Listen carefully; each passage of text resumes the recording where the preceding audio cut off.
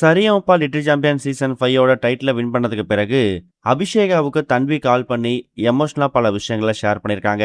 அதோட விவரத்தை தான் இந்த பார்க்க போறோம். ஜூன் 7ஆம் தேதி நடந்த சரிகமபா லிட்டில் சாம்பியன் சீசன் 5க்கான கிராண்ட் ஃபினாலேல அபிஷேகா டைட்டிலை வின் பண்ணியிருக்காங்க. ரன்னர் அப்பா விஷ்ணுவர்தனும் செகண்ட் ரன்னர் அப்பா தன்வியும் வந்திருக்காங்க.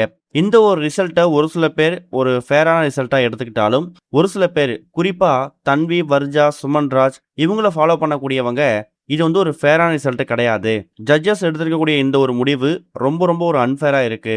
தன்வியோ, வர்ஜாவோ, சுமன்ராஜோ இல்ல அக்ஷித்தோ இந்த 4 நபர்கள்ல யாராவது ஒருத்தவங்க தான் டைட்டில் வின் பண்ணிருக்கணும் அப்படிங்கிற மாதிரி அவங்களுடைய ஆதங்கத்தையும் கோவத்தையும் சோசியல் மீடியா முழுக்க கமெண்ட்ஸ்ல பதிவு பண்ண ஆரம்பிச்சிருக்காங்க.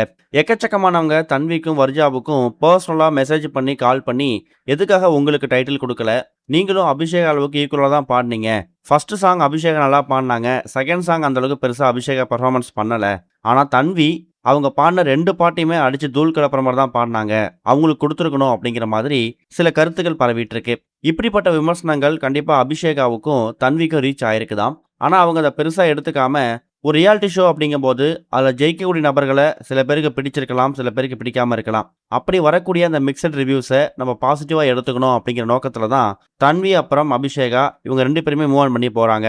இந்த மாதிரி சுச்சுவேஷனில் இப்படி வரக்கூடிய விமர்சனங்களை பற்றி அபிஷேகா தன்வி கிட்ட ரொம்ப ஃபீல் பண்ணி பேசினதாகவும், அதுக்கு தன்வி அவங்க தரப்பில் அபிஷேகாவுக்கு கால் பண்ணி எமோஷனலாக சப்போர்ட் கொடுத்துருக்காங்க அப்படிங்கிற மாதிரியும் தகவல் கிடைச்சிருக்குது.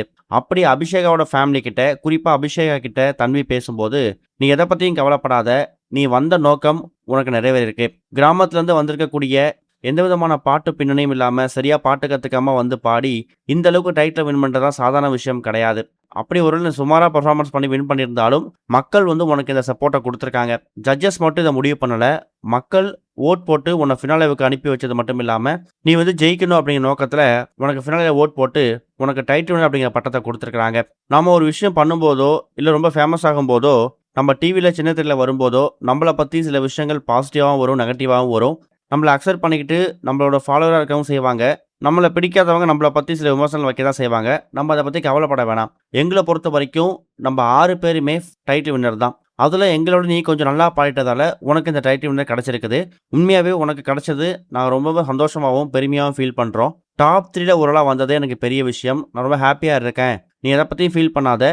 தன்விக்கு பதிலாக உங்களுக்கு கொடுத்துட்டாங்க, இதுக்கு நீங்கள் டிசர்விங் இல்லைன்னு அப்படி யாராவது சொன்னாங்கன்னா அது மக்களோட தீர்ப்பு. மக்கள் இந்த முடிவை எடுத்திருக்காங்க, மக்களோட முட்டாள்கள் கிடையாது அப்படிங்கிற சொல்லு.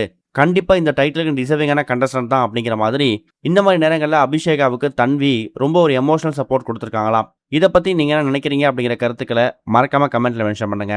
இது வரைக்கும் கனெக்டிங் டிவிக்கு சப்ஸ்கிரைப் பண்ணனா மறக்காமல் சப்ஸ்கிரைப் பண்ணிக்கங்க. உடனடி அப்டேட்ஸ் பெறுவதற்கு நோட்டிஃபிகேஷன் பெல்லையும் கிளிக் பண்ணிக்கங்க.